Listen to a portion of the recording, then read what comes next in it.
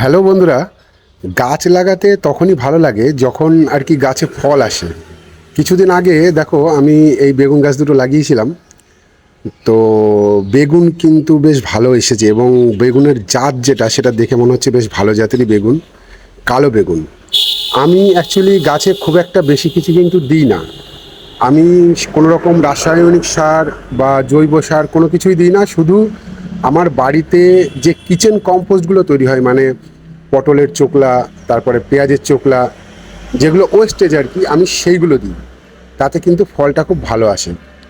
তো যাই হোক, খুব সুন্দর ফল এসছে এবং আগামী দিনেও আশা করি এই গাছে খুব ভালো ফল আসবে। তো যেহেতু গাছের প্রথম বেগুন, তাই ভাবলাম তোমাদের সাথে আর কি একটু শেয়ার করি। তো যাই হোক, সবাইকে শুভ সকালের শুভেচ্ছা। সবারই দিনটা খুব ভালো কাটুক।